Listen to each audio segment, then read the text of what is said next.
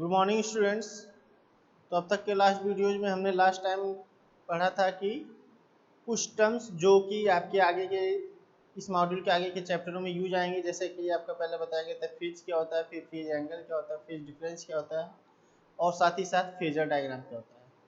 तो उन सब टॉपिक को डिस्कस करने के बाद आज के नेक्स्ट वीडियोज में हम लोग डिस्कस करेंगे न्यूमेरिकल ऑन फेजर, मतलब जो टॉपिक पढ़े हैं फेजर व फेज या फेजर डायग्राम, तो उस पर न्यूमेरिकल समझेंगे कि किस तरीके से आता है, उसका सोल्यूशन किस तरीके से करना है। ठीक, तो यहाँ पे देखें एक क्वेश्चन इस तरीके से दिया हुआ है या लिखा हुआ है, the two branches of a parallel circuit draws a current I1 and I2। ठीक, पहले यहाँ पे हम क्वेश्चन भी नोट कर देते हैं ताकि आप लोगों को क्लियर हो जाए।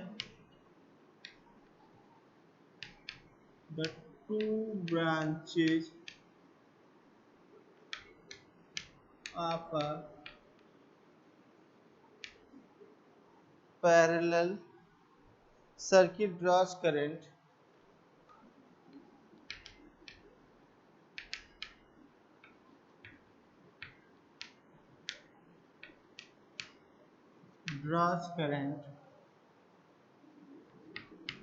I1 and I2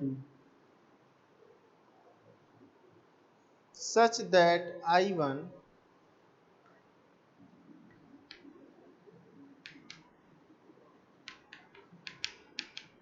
equal to 10 root 2 sin omega t, 10 root 2 sin omega t,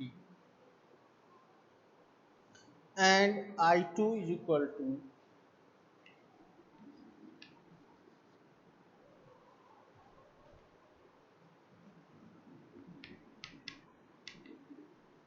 and I2 is equal to 5 root 2 sin omega t minus 60 degree.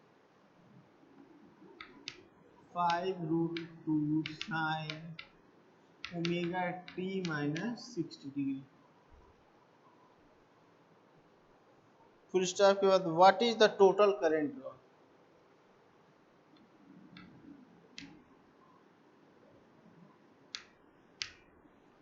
What is the total current drawn? ठीक, ये question हमारा। If the two branches of a parallel circuit draws current I1 and I2 such that I1 is equal to 10 root 2 sin omega t and I2 is equal to 5 root 2 sin bracket में omega t minus 60 degree, what is the total current drawn? इसको समझेंगे, इसके solution को करना कैसे है। Two branch of parallel circuit, मान लीजिए एक ब्रांच का इंटरनल एलिमेंट जो होगा इसके अंदर होगा, दूसरे ब्रांच का जो इंटरनल एलिमेंट होगा इसके अंदर होगा। ब्रांचेस टू ब्रांच हो गए। अब पैरेलल कब होंगे? जब इसमें जो टोटल करंट होगा वो डिवाइड होकर के फ्लो करेगा। यहाँ पे जो करंट है वो I1 है, यहाँ पे जो करंट है वो I2 है। तो यहाँ पे जो टोटल करंट है इसी की वैल्यू आपसे पूछ रहा है। क्लियर है?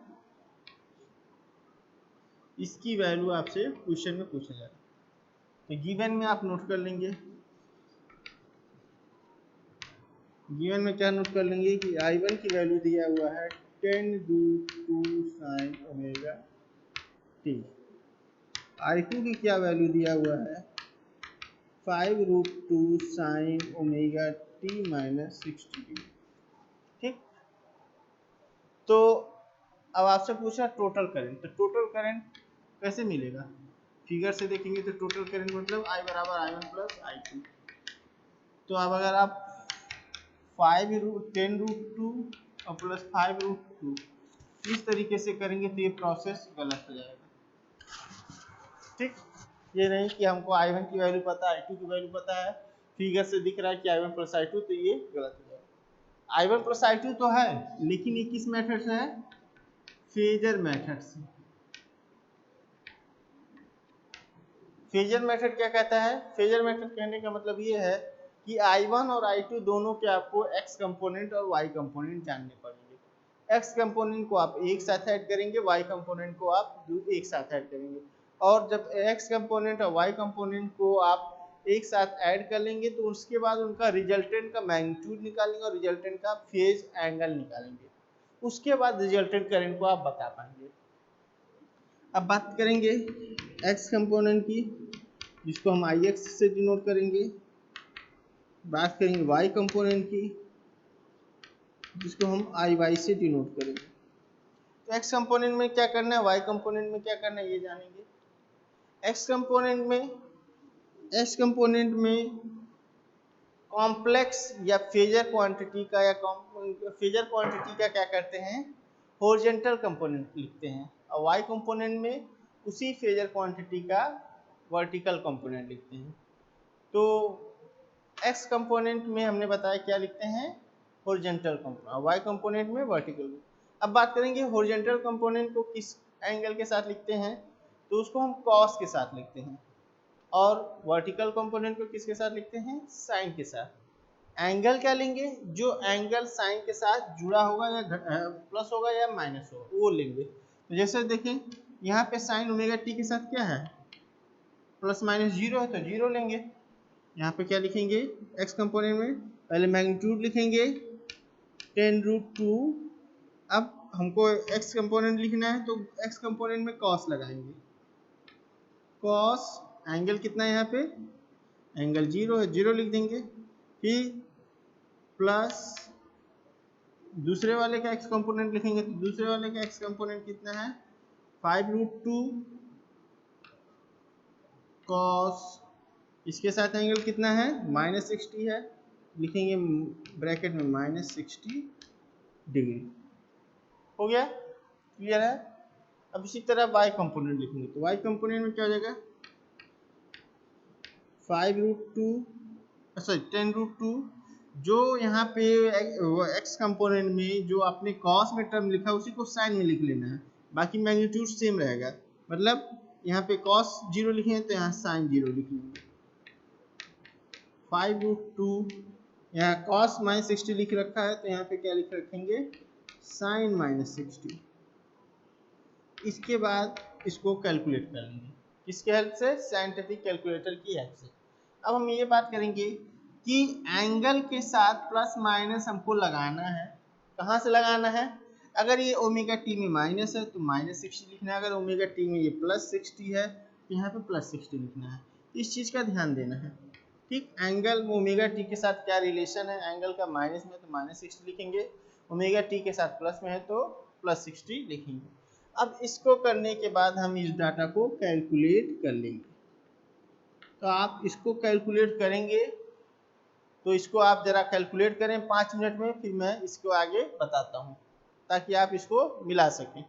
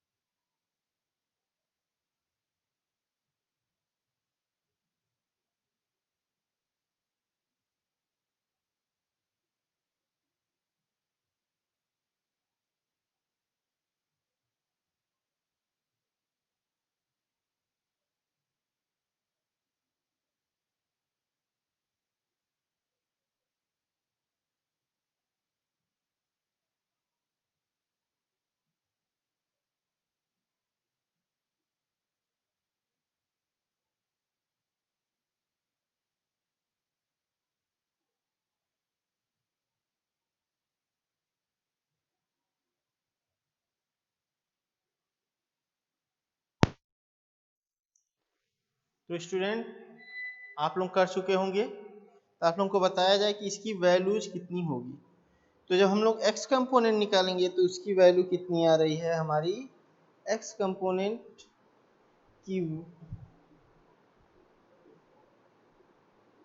कंपोनेंट की वैल्यू आएगी हमारी कितनी, 17.678।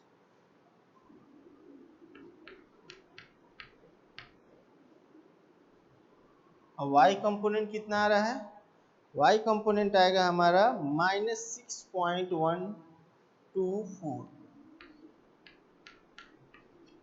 ठीक। तो जिन लोगों ने ये कैलकुलेशन के बाद ये डाटा कैलकुलेट किया है, तो समझिए वो लोग कैलकुलेशन सही प्रॉपर तरीके से कर रहे हैं। अब हमको क्या करना है, इस x कंपोनेंट और y कंपोनेंट की हेल्प से इस रिजल्टेंट करंट I का मैग्नीट्यूड जानना है और फेज एंगल जानना है या पोजीशन जानना है। तो लिखेंगे क्या, मैग्नीट्यूड ऑफ द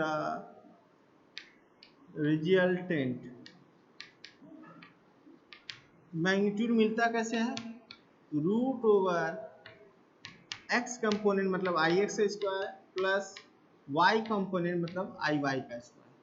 इसको सॉल्व करेंगे तो हमारा x कंपोनेंट और y कंपोनेंट का स्क्वायर आएगा। तो आई एक्स की वैल्यू कितनी है, आई एक्स की वैल्यू 17.68 है, इसका स्क्वायर प्लस आई वाई की वैल्यू कितनी है, -6.124 का स्क्वायर। इसको कैलकुलेट करने के बाद हमारा वैल्यू आएगा। फिर हमको क्या निकालना है, phase angle of the resultant.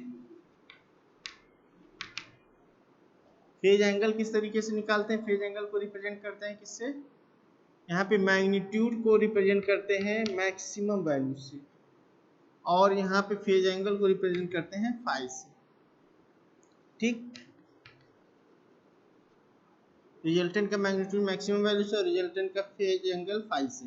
तो फेज एंगल कैसे मिलता है, tan इनवर्स आई वाई मतलब y component upon x component. तो y कंपोनेंट क्या है, आई वाई, और x कंपोनेंट क्या है, आई एक्स। तो tan इनवर्स कर लेंगे, ये कितना हो जाएगा, tan इनवर्स आई वाई की वैल्यू कितनी, -6.124 डिवाइडेड बाई आई एक्स की वैल्यू कितनी है, 17.68। तो फिर से 5 मिनट आपको समय दिया जा रहा है, आपको कैलकुलेटर की हेल्प से पहले इसको हम कैलकुलेट करेंगे और फिर फाई की वैल्यू कैलकुलेट करेंगे। तो ये कैलकुलेट कर करके आप कैलकुलेट करें, फिर इसके बाद हम आपको रिजल्टेंट करंट का एक्सप्रेशन लिखना समझाएंगे। ओके।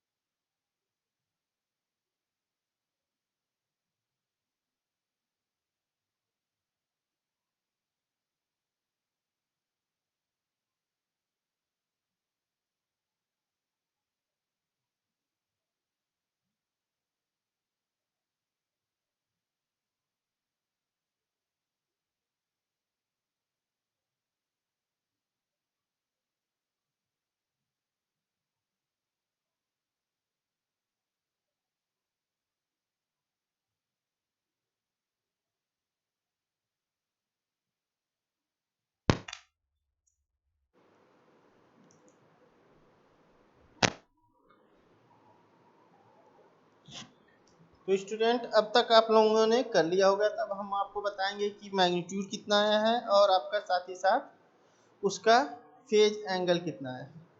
तो मैग्नीट्यूड का कैलकुलेशन जिन लोगों ने 18.708 किया हुआ है वो सही किया हुआ है। जिनका कैलकुलेशन कितना आया है 18.708 किया है वो सही। ठीक, अब बात करेंगे क्या फेज एंगल का। तो फेज एंगल में जिन लोगों ने कैलकुलेशन किया है -19.1 डिग्री उन्होंने सही किया। अब बात करेंगे फेज एंगल, दो कैलकुलेशन होगा। अगर कैलकुलेटर हमारा रेडियन मोड में चलेगा तो उसका 19.1 रेडियन लिखेंगे, मतलब इतना आएगा नहीं। अगर रेडियन मोड में चलेगा तो दूसरा डाटा आएगा, लेकिन जब डिग्री मोड में चलाएंगे तो हमारा कितना आएगा 19.1। लेकिन जो 19.1 आ रहा है वो किस में है, डिग्री में है कि रेडियन में, वो आपको बताना पड़ेगा डिग्री का सिंबल बना करके। ठीक, और ये जो हमारा मैग्नीट्यूड हो, ये करंट के लिए हम मैग्नीट्यूड निकालने, यानी कि इसको किस में लिखेंगे एम्पियर में। तो मैग्नीट्यूड और ये मिल गया। अब हम बात करेंगे किसका, expression of the resultant current का।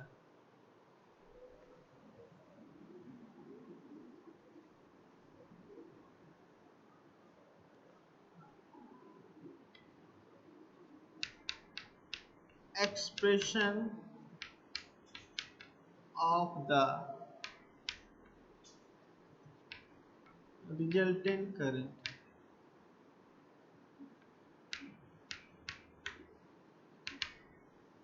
एक्सप्रेशन करंट का लिखने के लिए I R is equal to क्या होता है, करंट का एक्सप्रेशन आपको बताया गया है एसी में, I max sine omega T plus minus five. Plus minus five मतलब अगर फाइव की वैल्यू माइनस में आएगी तो माइनस में नोट कर लेंगे, प्लस में आएगी तो प्लस में नोट कर लेंगे। तो resultant current I R is equal to, I R का मतलब रिजल्टेंट, मैक्सिमम वैल्यू कितनी है इसकी 18.708 sine omega T, angle minus में आए तो लिखेंगे -19.1 डिग्री।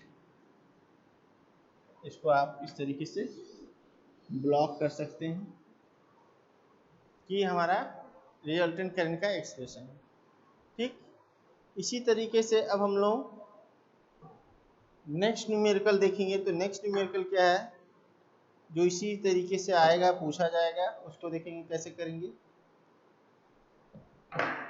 इसके लिए क्वेश्चन लिखा हुआ है क्या, ड्रा द फेजर डायग्राम। इस क्वेश्चन में फेजर डायग्राम भी ड्रा करने के लिए आपसे कहा जा रहा है, draw the phasor diagram showing the following voltages.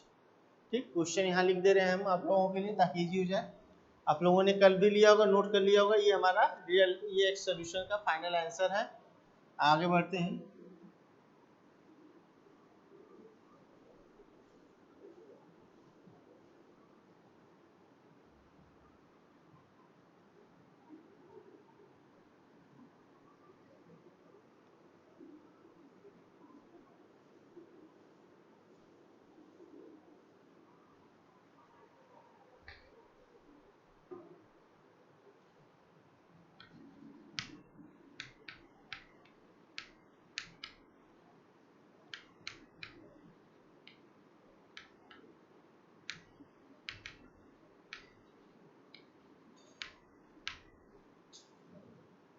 Draw the phasor diagram solving the following voltages. ठीक, draw a phasor diagram solving the following, showing the following voltages, showing the following voltages। तो देखिए पहला क्या लिखा हुआ, पहला लिखा हुआ V1, V1 100 sin 500 t। कितना लिखा है V1 equal to 100 sin 500 t। Next देखिए क्या लिखा हुआ है, नेक्स्ट लिखा हुआ V2, V2 is equal to 200 sin, क्या लिखा हुआ है V2 is equal to 200 sin bracket में 500t माइनस 45 डिग्री। नेक्स्ट लिखा हुआ है V3, V3 लिखा हुआ कितना, -50 cos 500t, -50 cos 500t। इसके लिए हमको क्या करना है, फेजर डायग्राम ड्रॉ करना है। ठीक, सॉल्यूशन लिखेंगे, साथ ही साथ मान लीजिए एंड क्वेश्चन में थोड़ा हम और बढ़ा देते हैं, मान लीजिए साथ ही साथ ये भी लिखा and calculate the resultant voltage. ये भी पूछ लिया कि साथ ही साथ इन तीनों का रिजल्टेंट वोल्टेज कितना होगा। ठीक, तो पहले हमको इस फेजर मेथड में स्टार्ट करने से पहले अगर हमको 2 3 4 क्वांटिटीज एक साथ दी हुई हैं, उनका कह रहा है आपको या तो फेजर डायग्राम बनाइए या तो कह रहा है कि रिजल्टेंट निकालिए। तो पहले ये चेक करना है आपको कि तीनों में कोई ऐसा तो नहीं है जिसका फॉर्मेट बाकी से अलग है, या 4 दिए तो चारों में कोई ऐसा तो नहीं है कि जिसका फॉर्मेट बाकी से अलग है। तो देखें V1 का फॉर्मेट क्या है, V1 का फॉर्मेट साइन में है, V2 का फॉर्मेट साइन में, लेकिन V3 का जो फॉर्मेट है वो किस में है, कॉस में है। क्लियर है बात, किसमें है, कॉस में। तो कॉस को चेंज कर लेंगे किससे, साइन से, किसकी हेल्प से, साइन 90 माइनस थीटा, तो -50 साइन 90 माइनस थीटा, थीटा के यहाँ क्या है 500t, माइनस साइन को रिप्लेस करेंगे तो क्या हो जाएगा 50 साइन 500t माइनस 90 डिग्री, ये हो जाएगा। अब हम लोग बात करेंगे इसके x कंपोनेंट की और y कंपोनेंट की। वोल्टेज है तो x कंपोनेंट को क्या लिखेंगे, Vx लिखेंगे, और y कंपोनेंट को क्या लिखेंगे, Vy लिखेंगे। x कंपोनेंट को कैसे लिखेंगे, मैग्नीट्यूड, और x कंपोनेंट में हमने बताया हमेशा cos लेके चलेंगे, y कंपोनेंट में क्या लेके चलेंगे, हमेशा sin।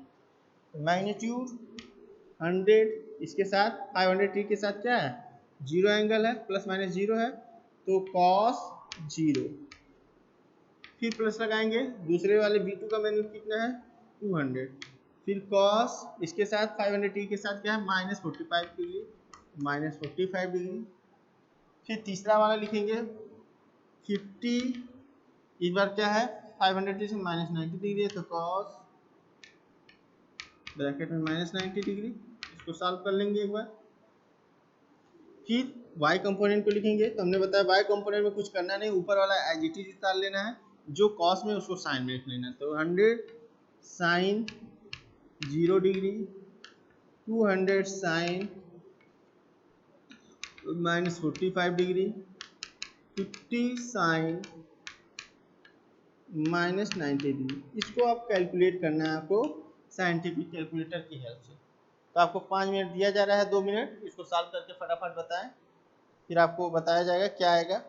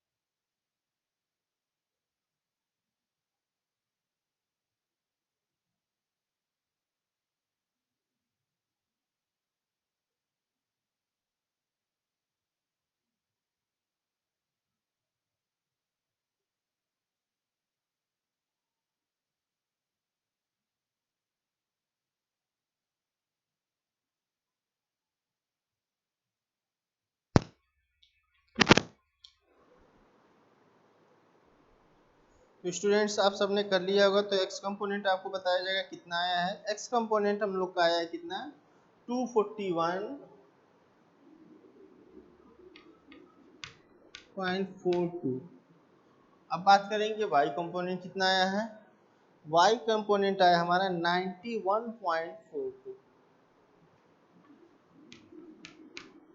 ठीक, अब बात करेंगे क्या, इसके रिजल्टेंट की, मैग्नीट्यूड की, मैग्नीट्यूड ऑफ द रिजल्टेंट किससे नोट करेंगे, आई मैक्स वी मैक्स से। इस बार वोल्टेज का केस है। V max is equal to, क्या बताया था हमने, एक्स कंपोनेंट का स्क्वायर, तो एक्स कंपोनेंट इस बार वी एक्स से नोट किए, V X square plus Y component का स्क्वायर। एक्स कंपोनेंट कितना आया हमारा, 241 का स्क्वायर, 241.92 का होल स्क्वायर प्लस 91.42 का होल स्क्वायर। ठीक, इसको सॉल्व कर लेंगे, हमारा कुछ समथिंग वोल्ट आ जाएगा। कितना आएगा आपको अभी कैलकुलेट करके बताना है। इसके बाद क्या निकालेंगे, phase angle of the resultant. इसको डिनोट किससे कर रहे हैं हम लोग, फाई मैक्स। इसको कैसे कैलकुलेट करना है, tan इनवर्स y कंपोनेंट मतलब vy divided by x component मतलब vx। इसको सॉल्व कर लेंगे तो कितना हो जाएगा, tan इनवर्स ब्रैकेट में क्या लिखेंगे, 91.42 डिवाइडेड बाय 241.42। इसको सॉल्व कर लेंगे। ठीक, तो देखें मैग्नीट्यूड कितना आएगा सॉल्व करने पे। अगर आप सही सॉल्व कर रहे होंगे तो इसकी वैल्यू आ रही है 258.15 वोल्ट। अब बात करेंगे फेज एंगल का, तो फेज एंगल हमारा आएगा समथिंग, इसको कैलकुलेट कर लेंगे हम लोग, कुछ डिग्री में आएगा। इसके बाद बात करेंगे फेजर डायग्राम का। तो फेजर डायग्राम में हमारे पास 3 पॉइंट है, V1 V2 V3। तो इनमें से एक को रेफरेंस लेगा, तो रेफरेंस लेना होगा। तो रेफरेंस लाइन को हमने बताया था हॉरिजॉन्टली ड्रॉ कर लेना है, जो कि V1 होगा। रेफरेंस का फेज एंगल देख रहे हैं, रेफरेंस का फेज एंगल 0 है। अब 0 से V2 को देखना है, तो V2 का मैग्नीट्यूड कितना है, 200 है, या मैग्नीट्यूड इसके सामने लिख लेंगे, ये कितना है 100 वोल्ट। हाँ, अब V1 के रिस्पेक्ट में V2 को करना है, तो उसका मैग्नीट्यूड कितना 200 है, उसका फेज कितना है -45।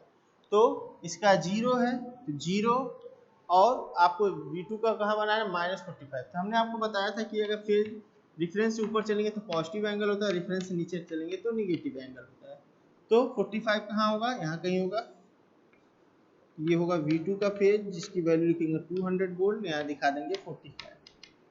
ठीक, इसी तरीके से हम बात करेंगे V3 का। V1 के रिस्पेक्ट में V3 को ड्रा करना है। इसका मैग्नीट्यूड कितना 50 है, उसका फेज -90 है। तो -90 मतलब सीधी लाइन नीचे की तरफ, क्योंकि निगेटिव कहाँ है, नीचे की तरफ। यहाँ नीचे ड्रा कर देंगे V3, इसका मैग्नीट्यूड दिखा देंगे 50 वोल्ट। ये होता है फेजर डायग्राम। तो फेजर डायग्राम ये बन जाएगा। और इसके बाद volt calculate the resultant voltage का एक्सप्रेशन यहाँ लिख देंगे, expression for the resultant voltage के रिस्पेक्ट में एक्सप्रेशन क्या होता है, V is equal to V R is equal to V max sine 500t minus plus minus five. अगर फाइव हमारा प्लस में आएगा तो +5, माइनस आएगा -5। जो आएगा उसको हम लिख देंगे, यहाँ पे आ जाएगा। मान लीजिए यहीं पे आपसे ये भी पूछता RMS value of the resultant. अगर क्वेश्चन ये होता RMS value of the resultant, तो क्या करते हैं, RMS वैल्यू क्या होता है, VRMS is equal to V max by √2 होता है। V मैक्स यहाँ क्या लेंगे, जो आपने यहाँ मैग्नीट्यूड निकाला, मैग्नीट्यूड कितना निकाला 258.15 डिवाइडेड बाई √2 कर लीजिएगा, जितना भी आएगा उतना वोल्ट हम लोग लिख लेंगे। इस तरीके से हो जाएगा। ठीक, तो अब इस तरीके से इस पे फेजर पे जो न्यूमेरिकल है, इस टाइप के न्यूमेरिकल आते हैं, पूछे जाते हैं, जिनको आपको अपनी number of practice question numerical पे बढ़ा कर करके आपको इसमें परफेक्ट होना है। तो जिस आधारित पे क्वेश्चन आता है सिलेबस के पैटर्न में, वो आपको बता दिया गया है। अब नेक्स्ट वीडियो में नेक्स्ट टॉपिक डिस्कस करेंगे, तब तक के लिए धन्यवाद। Thank you very much.